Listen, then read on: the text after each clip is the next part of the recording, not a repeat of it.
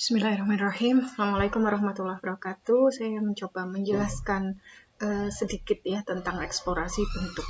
Di tahap ini nanti kita akan mulai bermain-main bentuk gitu ya. Dari kemarin kan kita sudah mendapatkan gagasan intuitif. Nah, dari gagasan intuitif itu kemudian dikembangkan menjadi satu bentuk arsitektur dengan satu fungsi yang akan Anda desain. Jadi kan kemarin sudah menentukan dua fungsi utama ya. Sekarang pilih satu fungsi yang paling mudah lah menurut Anda, yang paling mudah, mungkin tidak terlalu banyak fungsi tambahannya gitu ya. Nah, dari gagasan puitik itu cobalah membuat sketsa desainnya, atau kalau kemarin sudah dalam bentuk sketsa gagasan puitiknya, coba dikembangkan lagi dengan apa yang ditulis di narasi gitu ya. Jadi ini sebenarnya kesempatan untuk bermain-main bentuk gitu. Jadi bebas saja, bebas sesuai gagasan yang sudah didapat. Nah, saya harapkan nanti ada minimal dua bentuk, dua alternatif bentuk ya, yang akhirnya di pekan berikutnya nanti harus dipilih gitu yang mana yang akan dikembangkan lagi gitu. Jadi buat minimal dua alternatif. Saya rasa karena ini prosesnya bermain-main, harusnya Anda bisa membuat lebih dari dua alternatif bentuk gitu ya, main-main sketsa aja gitu.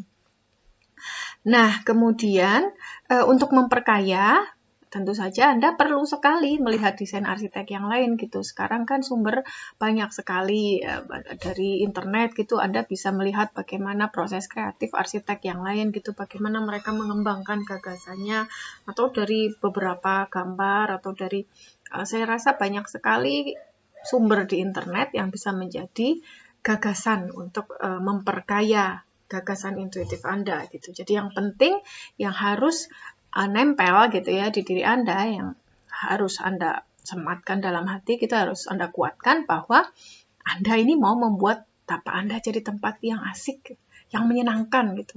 Minimal untuk diri Anda sendiri gitu ya. Oke, nah kemarin kan sudah dapat gagasan intuitif ya, ada yang dari puisi, lagu, kemudian tulisan pendek juga ada yang dari sketsa, oh ya saya lupa ada juga yang dapat dari benda gitu ya. Nah, ini adalah sumber gagasannya yang akan dikembangkan. Itu bisa dilihat dari dua hal pokok, atau dikembangkannya bisa dari dua hal pokok. Yang pertama dari bentuknya yang lugas. Bentuk lugas itu ya bentuk apa adanya itu gitu. Kalau puisi, bentuk yang dimaksud bentuk puisi itu bisa jadi siluetnya gitu, siluet garis yang dibentuk oleh baris-baris puisi itu bisa jadi seperti itu gitu. Atau bisa juga rima, atau rimanya juga bisa ABAB itu kalau mau dikembangkan mungkin nanti terjemahannya jadi variasi bentuk, ada bentuk kotak yang langsing, kemudian kotak yang besar, gendut gitu, atau lebih lebar, kemudian langsing lagi, lebar lagi. Nah, itu juga bisa. Jadi ini dari bentuk aslinya gitu, dari puisi. Kemarin yang saya berikan contoh puisi yang disusun dengan bentuk melingkar. Nah, lingkaran itu juga bisa jadi ide bentuk yang nanti akan dikembangkan gitu. Kemudian dari lagu atau musik juga bisa, kalau itu digrafiskan, not baloknya itu ya, lagu atau musik itu digrafiskan not baloknya kan ada tuh garis-garisnya, ada garis horizontal gitu ya, tempat not baloknya itu dipasang gitu, terus ada garis-garis vertikal not balok dengan bulatannya itu. Nah, itu bisa, itu kan bentuk itu, secara harafiah atau secara lugasnya itu kan bentuk.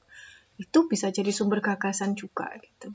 Kemudian apalagi tulisan pendek dari kata-katanya yang ada di dalam situ. Misalnya ada kata matahari, ya wes yang dikembangkan ya bentuk matahari itu bisa jadi gagasannya.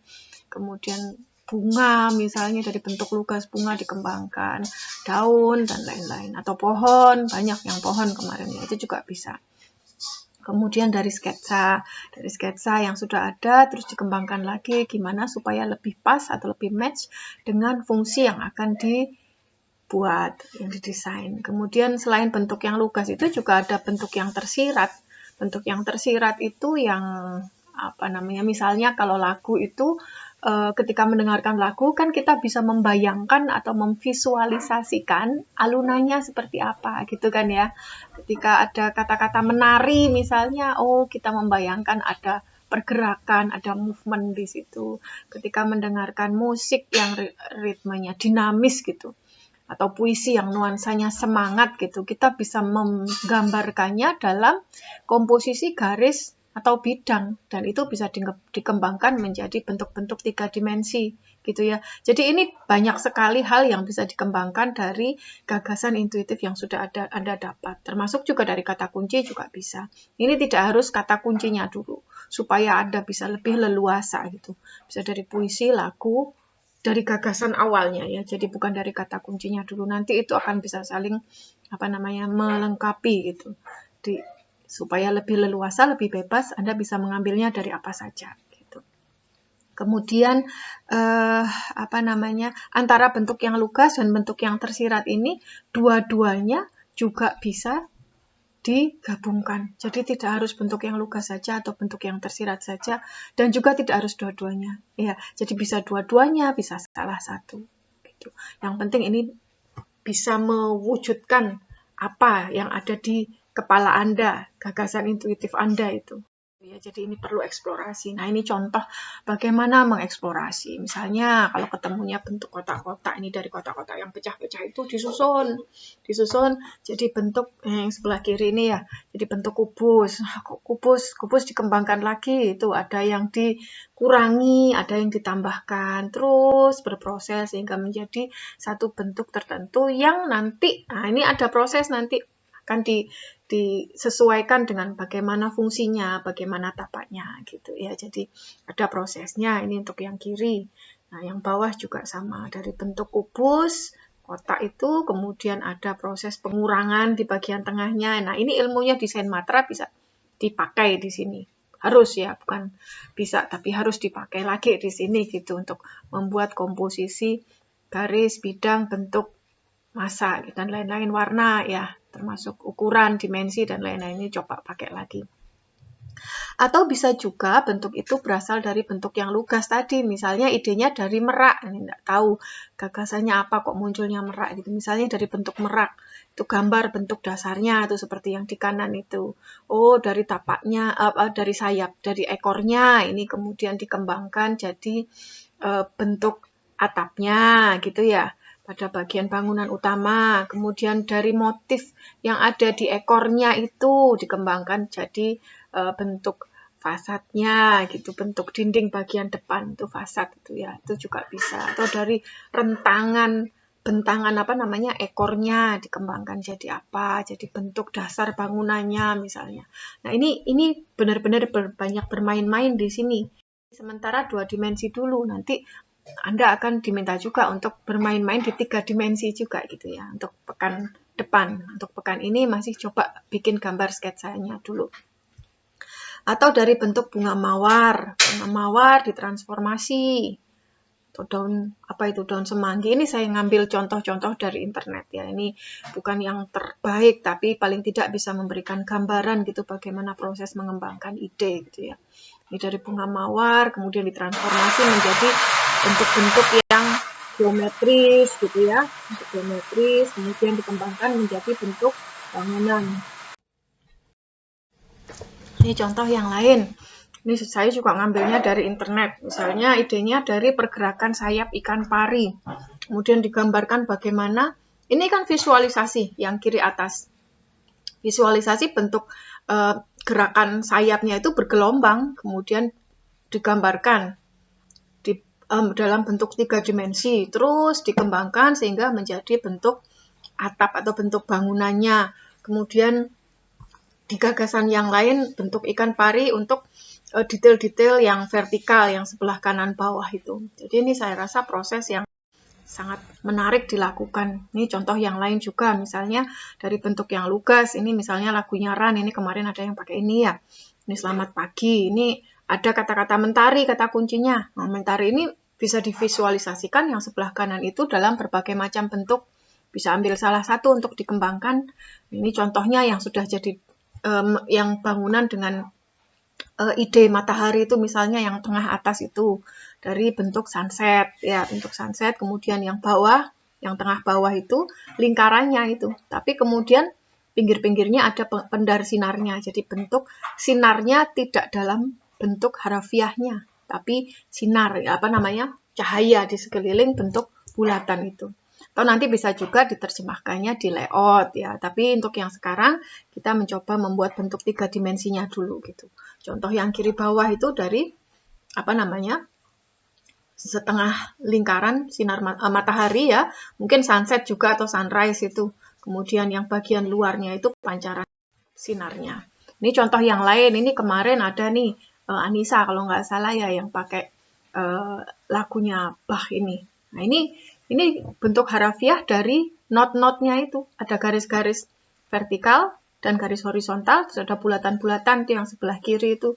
Nah, misalnya ditransformasikan. Kalau mau bentuk harafiah, kunci nada, not, balok, dan lain-lain juga boleh. Dari situ dikembangkan jadi bentuk bangunan, bisa. Kemudian kalau tapi kurang spesifik ya, kecuali kalau kita ngambil apa yang paling banyak diulang di situ, diambil komposisi not baloknya, kemudian dikembangkan jadi bentuk. Atau diambil garis-garisnya saja, seperti contoh yang kiri bawah itu. Ada perulangannya di situ, ada satu pola, kemudian dikembangkan jadi fasad, garis-garis pada fasad bangunan. Ada garis vertikal dan garis horizontal yang tengah bawah itu. Atau bisa juga, ini ada visualisasi alunannya, ini musiknya mengalun, kemudian divisualisasikan sehingga menjadi seperti bentuk yang sebelah kanan atas itu. Nah, gitu kan. Ada movementnya, garis-garis vertikal dan horizontalnya juga tetap tidak hilang gitu ya. Jadi bisa seperti itu. Atau kalau musiknya misalnya Mars gitu yang menunjukkan derap gitu, bisa seperti yang kiri bawah itu. Nah, ini interpretasi aja. Atau dari stilisasi bentuk. Ini juga bebas. Misalnya ini dari bentuk sayap kupu-kupu, kemudian ada proses stilasi, diwujudkan ke bangunan. Oh, ternyata ada yang interpretasinya menjadi bentuk yang organik, seperti yang kanan atas dan kanan bawah, atau justru yang geometris, yang tengah. Jadi bebas saya rasa mau mengembangkan seperti apa saja. Ada yang nuansanya sangat modern seperti yang kanan atas, atau yang ada sentuhan natural seperti yang di tengah gitu ya. Yang lainnya ini misalnya stilasi daun. Nah, ini banyak sekali ragamnya, bisa kalian kembangkan, bisa jadi contoh dan bisa dikembangkan untuk gagasan ide kalian. Atau yang ikan ini bisa ambil detailnya, tulang-tulangnya misalnya untuk detail atap, kemudian sisiknya untuk kulit bangunannya, atau pokoknya bisa dikembangkan di detail ya. Ini contohnya, ini contoh yang lain lagi punyanya siapa kemarin saya lupa nih, yang gagasan intuitifnya dari lagu Hall of Fame. Ini kalau digambarkan musiknya dan syairnya itu ternyata match ya, itu membentuk seperti kurva gitu. Jadi dari bawah terus ke atas, nanti dia ada proses agak mendatar lagi gitu. Nah, ini kalau digambarkan seperti itu, ada proses movement atau pergerakan, dan ini bisa diterjemahkan dalam bahasa-bahasa grafis ya, untuk bentuk-bentuk arsitektur. Ini kalau mau mengambil bentuk harafiah dari kurvanya, itu seperti gambar yang kanan itu nanti diekspresikan ke bentuk arsitektur, misalnya seperti yang kiri atau yang tengah gitu ya.